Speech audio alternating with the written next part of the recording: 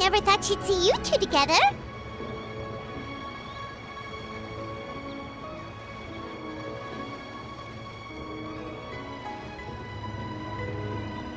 Nice to see you again, Traveler and Paimon. Oh, we're not interrupting anything, are we? Not at all. I wasn't in the middle of an interview or anything. I was just asking Miss Kuching about purchasing a kite. A kite? Are you buying some regional specialties to bring back to Fontaine? Well, yes. And... It seems you haven't heard yet. The theme of this year's Lantern Rite is kites. Oh, so that's why Paimon has seen so many floating in the sky. Liyue Harbor is always changing, so it is only fitting that Lantern Rite should change in turn. The Qixing believes it would benefit Liyue to build on our own cultural foundation by embracing the technologies of other nations. After all, it is said that the stones of another mountain may serve to better polish one's own jade.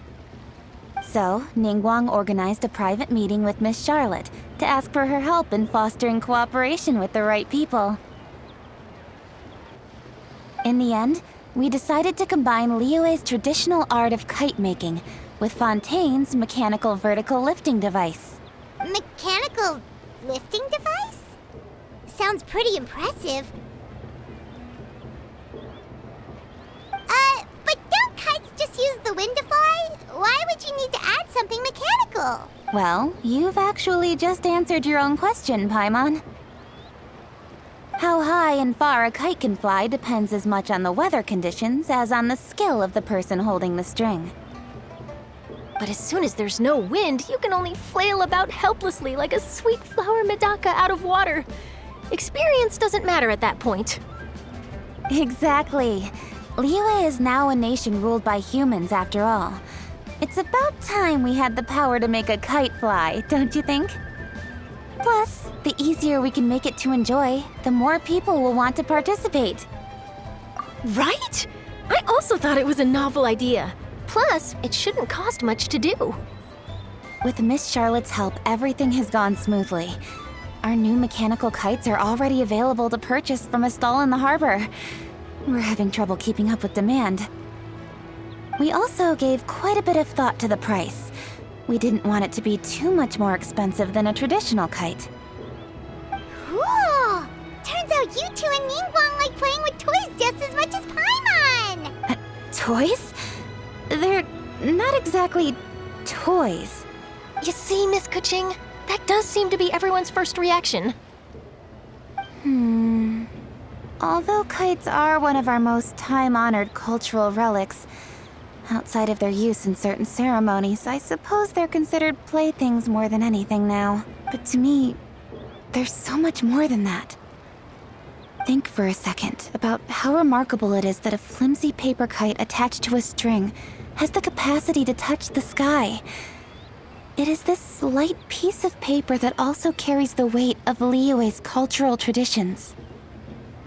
There's an old poem that goes, "O kite born of paper, flying true and sound, a lone traveler wanders, just waiting to be found."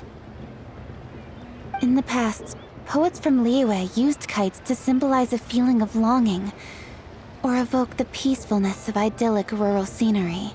If the people of today can derive enjoyment from this activity, they will not only be more likely to better appreciate the tradition, but also to pass it down to the people of tomorrow.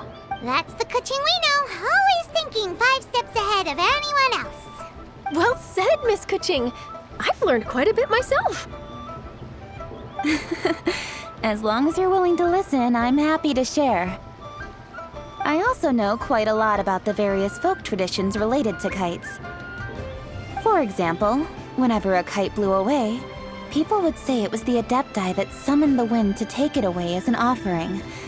That way, you can turn an unfortunate event into an auspicious one. What about something more fun? Do you know anything like that?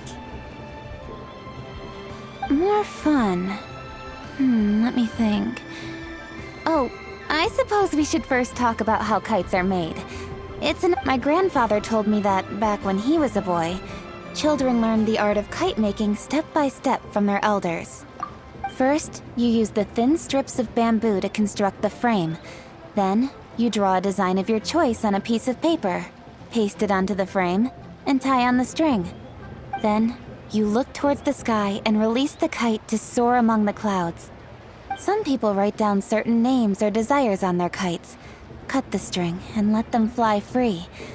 Others may place particular thoughts or meaning into the design itself. Are certain designs associated with certain meanings? I'm gonna jot all of this down. Well, for example, kites in the shape of a butterfly typically symbolize freedom, happiness, or the desire to break free. Fascinating. What else can you tell me? The scissored-tailed swallow is the most classic design. It symbolizes good fortune and joyful tidings. Different colors also have small variations in meaning. Are these commonly understood meanings and symbols in Liyue? Kind of like the language of flowers in Fontaine. I believe so. Most have probably heard something about it from their elders at some point. If you're interested, Miss Charlotte, I have several books on the topic that I could lend you. They could be a useful reference. That would be a huge help! Great! Looks like I've got the outline for quite the article on my hands. Perfect! We're gonna take a look around. Then I'll show Miss Charlotte to my home for a little while. I almost forgot. The Ministry of Civil Affairs is hosting a kite flying contest on the night of Lantern Rite. If you're interested, you're more than welcome to bring a kite and participate. The rules are simple. Whoever flies their kite the highest and furthest within the time limit will receive a special honor along with a secret prize. I've already prepared more than enough empty film for the event. I can see the spectacle already.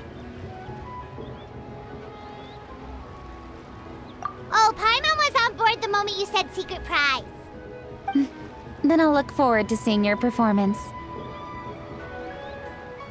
You bet! See you then!